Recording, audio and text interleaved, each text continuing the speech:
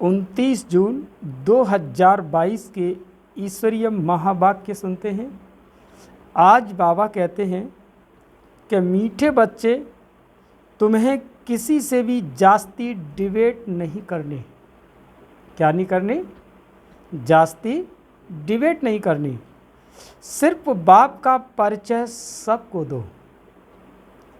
प्रश्न है कि बेहद के बाप को मातेले बच्चे भी हैं तो सौतेले भी हैं, और मातेले कौन?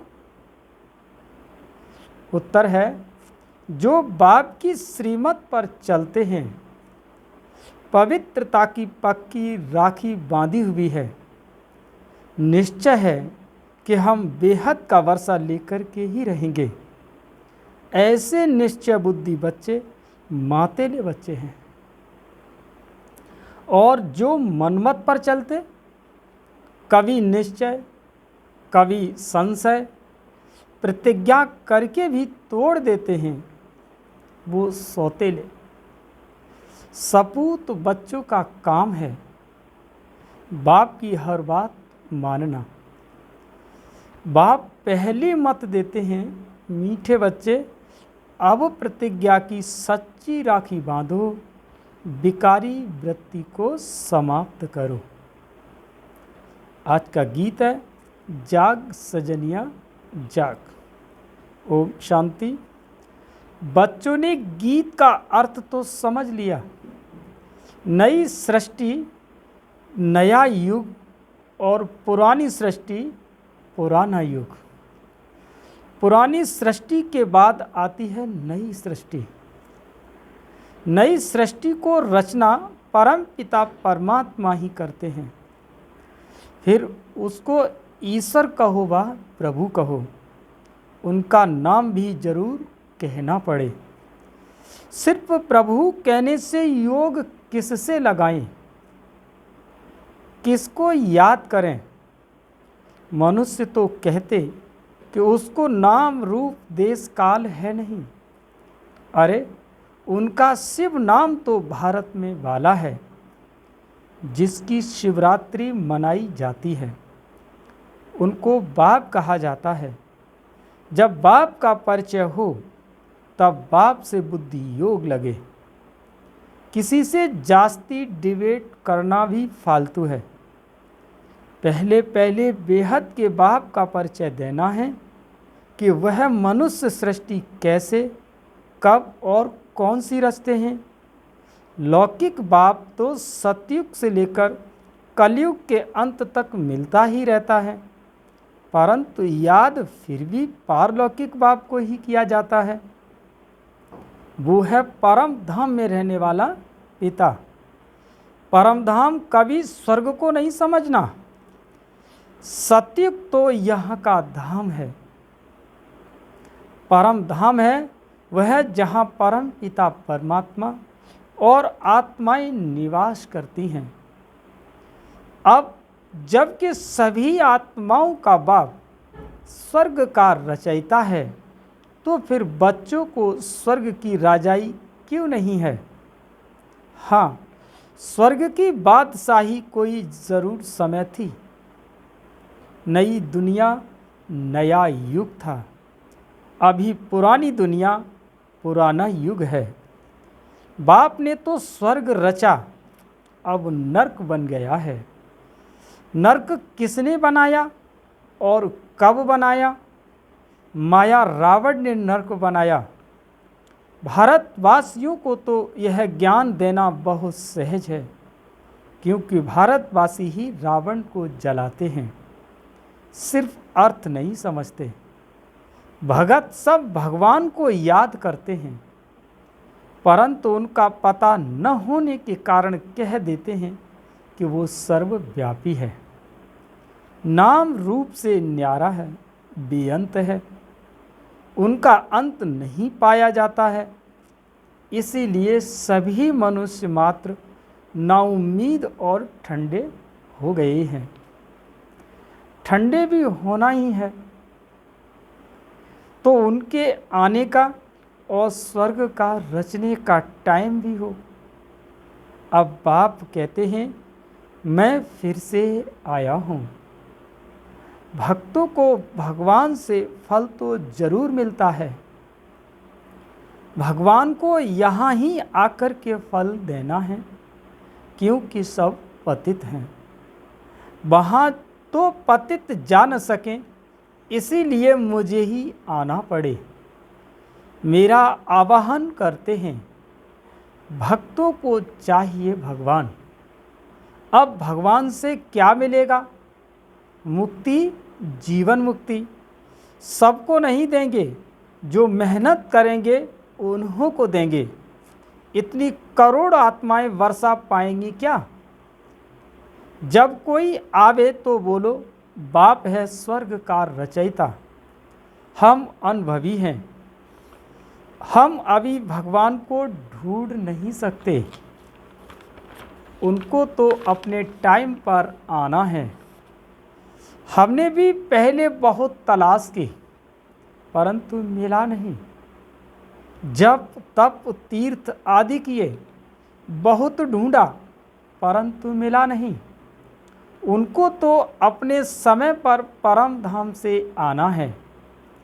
आदि सनातन देवी देवताओं को 84 जन्म भी लेना पड़े। 5 वर्ण भी मशहूर हैं। अभी है शूद्र वर्ण और उनके बाद ब्राह्मण वर्ण। वर्णों पर अच्छी रीति समझाना है। विराट रूप में भी वर्ण होते हैं। ब्राह्मणों का भी वर्ण है, उन्हों का पता नहीं है, तो पहले पहले परिचय देना है कि बाप है स्वर्ग का रचयिता और हम हैं ब्रह्मा कुमार कुमारियाँ। बाप आकर ब्राह्मण रचे, तब तो हम देवता बने। प्रजापिता नाम ब्रह्मा है, तो ब्रह्मा मुख द्वारा ब्राह्मण रचते हैं। ब्रह्मा का बाप है शिव बाबा। गोया यह ईश्वर का कुल है। जैसे कृपलानी कुल वासवानी कुल का होता है, वैसे इस समय तुम्हारा है ईश्वरीय कुल। तुम हो उनकी सच्ची औलाद, सच्चे ब्राह्मण, जिन्होंने पवित्रता की प्रतिज्ञा की है। भल बच्चे तो सभी हैं, परंतु उनमें भी कोई मातेले हैं, कोई सौतेले हैं। सौतेले जो हैं, उन्हों को तो पवित्रता की राखी बांधी हुई है। राखी बंधन का त्योहार है ना। सब इस संगम युग की बातें हैं। दशहरा भी संगम युग का है। विनाश के बाद फट से दिवाली आती है, सबकी ज्योत जग जाती है। कलयुग में सबकी ज्योत बुझी हुई है। अब बाप को खिवैया बागवान भी कहते हैं कि ब्रह्मा विष्णु शंकर को खिवैया या बागवान नहीं कहेंगे। बाप आकर अपने बगीचे में अपने बच्चों को देखते हैं। उनमें कोई गुलाब है, कोई चंपा, कोई लिली फ्लावर है। हर एक में ज्ञान की खुशबू है। अब तुम कांटों से फूल बन रहे हो। ये है कांटों का जंगल। कितना झगड़ा मारा मारी आदि है, क्योंकि सब नास्तिक हैं, निधन के हैं, धनी नहीं। जो उन्हों को मत दे और धनी का बनावे। धनी को कोई जानते ही नहीं, तो धनी को जरूर आना पड़े ना। तो बाप आकर धन का बनाते हैं। मनुष्य चाहते भी हैं कि एक धर्म, एक राज्य हो, पवित्रता भी हो। और सतयुग में एक धर्म था ना, अब तो दुख धाम है। अब तुम ब्राह्मण वर्ण में ट्रांसफर हुए हो, फिर देवता वर्ण में जाएंगे, फिर इस पतित सृष्टि पर आएंगे नहीं। भारत है सबसे ऊंच खंड। अगर गीता का खंडन नहीं करते, अगर गीता का खंडन नहीं करते तो ये भारत कौन कहलावे। शिव के मंदिर में जाते हैं ना, वो है बेहद के बाप का मंदिर। क्योंकि बाप ही सद्गति दाता है। धन को माना निधन को, अनाथों को आकर के धन का बनाते हैं। यह बातें बाप के सिवाय और कोई समझा न सके, और वो सब है भक्ति सिखलाने वाले। वहाँ तो ज्ञान की बात ही है नहीं। ज्ञान सागर सद्गति दाता एक ही है। मनुष्य कब सद्गति के लिए गुरु बन न सके। ऐसे तो कोई हुनर सिखलाने वाले को गुरु कह देते हैं, परंतु वह गुरु सारी सृष्टि की सद्गति कर नहीं सकते। भल कहते हैं कि हमको साधु आदि से शांति मिलती है, परंतु अल्पकाल के लिए। फिर सन्यासी कहते हैं कि स्वर्ग का सुख तो काग्यविष्टा के समान है। फिर सन्यासियों द्वारा जो शांति मिली है वह भी काग्यविष्टा के समान ही होगी। मुक्ति तो देते नहीं है ना। मुक्ति जीवन मुक्ति दाता तो एक ही बाप है। श्री कृष्ण से सभी का बहुत प्यार है, परंतु उनको पूरा जानते नहीं। अब बाप समझाते हैं कि सतयुग में कृष्णपुरी थी, अब तो कंसपुरी हो गई है। अब बाप आकर फिर कृष्णपुरी बनाते हैं। फिर आधा कल्प के बाद रावण राज्य नरक बन जाता है। अल्पकाल है सुख और आधा कल्प है दुख, और आधा कल्प है सुख। सुख का समय जास्ती है, परंतु सुख दुख का खेल तो चलता रहता है। इसको सृष्टि चक्र कहा जाता है, वह हार जीत का खेल कहा जाता है। सन्यासी समझते हैं कि हम मोक्ष को पा लेंगे, परंतु मोक्ष को कोई पा नहीं सकते। इस राज का कोई जानता नहीं है। इस राज को कोई जानता नहीं। मुक्ति और जीवन मुक्ति बाप के सिवाय कोई दे न सके। तुम अपनी राजधानी स्थापन कर रहे हो ना। यहाँ तो देखो दुख ही दुख हैं। अब हम बाप की मदद से स्वर्ग बना रहे हैं, फिर हम ही मालिक बन राज्य करेंगे और बाकी सबको मुक्ति धाम में भेज देंगे। वह फिर अपने समय पर आएंगे। जब वह भी उतरेंगे तो पहले सुख में आएंगे, फिर दुख में। भक्ति मार्ग में जप तप माला आदि फेरते हैं ना, कहते भी है कि एक को याद करना चाहिए। इसमें देह अभिमान को छोड़ना पड़े, परंतु कोई छोड़ता नहीं है। बाप कहते हैं कि अब सभी को वापस जाना है। बाप बच्चों से ही बात करते हैं। बच्चों को भी कोई सौतेले हैं, कोई मातेले हैं। सौतेले वो हैं जो पवित्रता की राखी नहीं बांधते। मातेले को भी निश्चय है कि हम तो स्वर्ग का वर्षा लेंगे ही। बाकी कोई कोई तो फेल होते हैं। कच्चे पक्के नंबरवार तो होते हैं ना। पक्के जो होंगे वह स्त्री बच्चों आदि को सब कर लेकर के आएंगे। जो पक्के बच्चे होंगे आप समान बनाएंगे। हंस बगुले तो इकट्ठे रह न सकें। बड़ी जिम्मेवारी है बाप के ऊपर। सबको पवित्र बनना है, यह बाप का काम है। इसलिए बाप कहते हैं दोनों पहिया एक साथ चलो। स्त्री और पति साथ साथ चलते हैं तो गाड़ी ठीक चलती है। चलो हम दोनों पवित्रता का हथियाला बांधते हैं। अब हम पवित्र बन बाप से वर्षा जरूर लेंगे। ब्रह्मा के बच्चे बने तो भाई बहन हो गए। फिर क्रिमिनल असॉल्ट हो न सके, विकार में तो जा न सके। ये ईश्वरीय लॉ कहता है। अभी बाप कहते हैं कि हम विष पीने पिलाने की वृत्ति तोड़ देनी है। हम एक दो को ज्ञान अमृत पिलाएंगे। हम भी बाप से स्वर्ग का वर्षा लेंगे। सपूत बच्चों का काम है बाप का कहना मानना। जो नहीं मानते वह कपूत ही ठहरे। कपूत बच्चों को वर्षा देने में जरूर बाप आनाकानी करेंगे।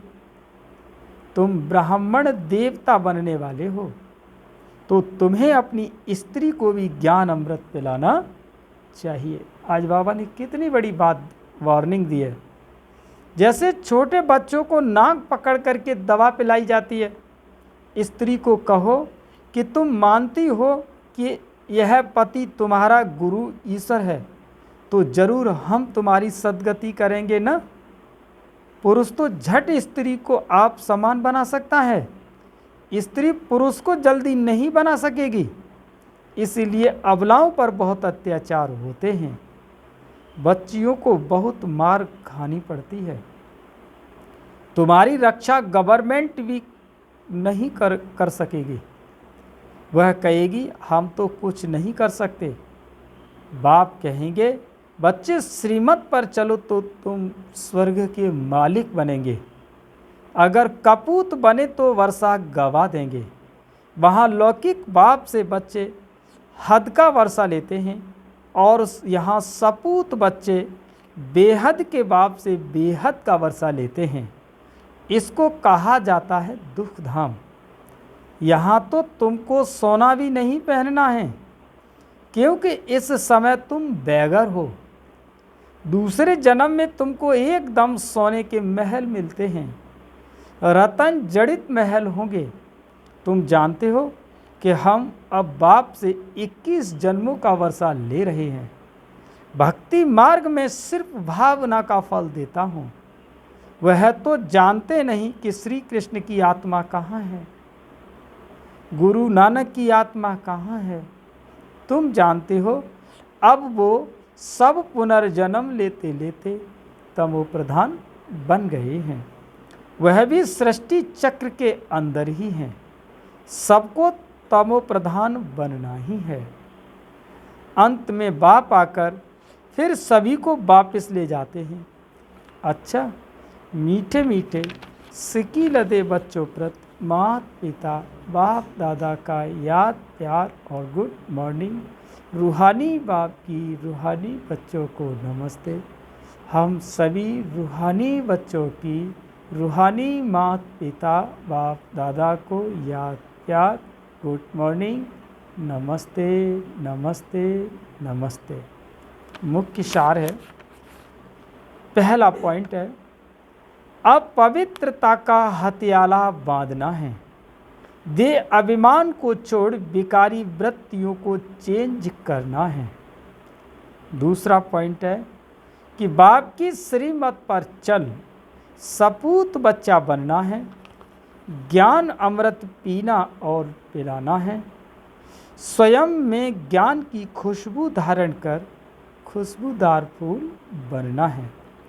वरदान है कि यथार्थ याद और सेवा के डबल लॉक द्वारा, यथार्थ याद और सेवा के डबल लॉक द्वारा निर्विघ्न रहने वाले फीलिंग प्रूफ भव। माया के आने के जो भी दरवाजे हैं उन्हें याद और सेवा का डबल लॉक लगाओ। यदि याद में रहते और सेवा करते भी माया आती है तो जरूर याद और सेवा में कोई कमी है। यथार्थ सेवा वो है जिसमें कोई भी स्वार्थ न हो। अगर निस्वार्थ सेवा नहीं तो लॉक ढीला है और याद भी शक्तिशाली चाहिए। ऐसा डबल लॉक हो तो निर्विघ्न बन जाएंगे। फिर क्यों क्या की व्यर्थ फीलिंग से परे फीलिंग प्रूफ आत्मा रहेंगे। आज का स्लोगन है स्नेह और शक्ति का बैलेंस ही सफलता की अनुभूति कराता है। स्नेह और शक्ति का बैलेंस ही सफलता की अनुभूति कराता है। मातेश्वरी जी के अनमोल महावाक्य हैं आज कि वास्तव में ज्ञान प्राप्त करना तो एक ही सेकंड का काम है। परंतु अगर मनुष्य 1 सेकंड में समझ जाएं तो उनके लिए 1 ही सेकंड लगता है। सिर्फ अपने स्वधर्म को जान जावे कि मैं असल में शांत स्वरूप आत्मा हूँ और परमात्मा की संतान हूँ। अब यह समझना तो 1 सेकंड की बात है, परंतु इसमें निश्चय करने में कोई हठ योग, कोई जप तप, कोई भी प्रकार का साधन करना कोई ज़रूरत नहीं है। बस सिर्फ ओरिजिनल अपने रूप को पकड़ो। बाकी हम जो इतना पुरुषार्थ कर रहे हैं वो किसके लिए?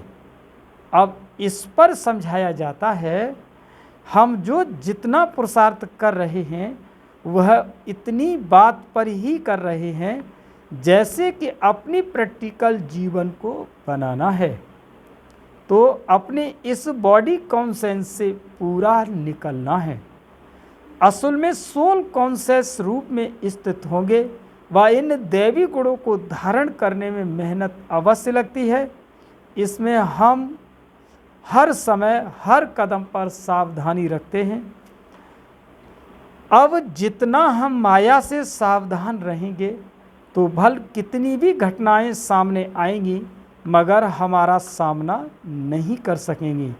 माया सामना तब करती है जब हम अपने आप को विस्मृत करते हैं। अब वह जो इतनी मार्जिन है सिर्फ प्रैक्टिकल लाइफ बनाने की है, बाकी ज्ञान तो सेकंड की बात है। अच्छा, ओम शांति।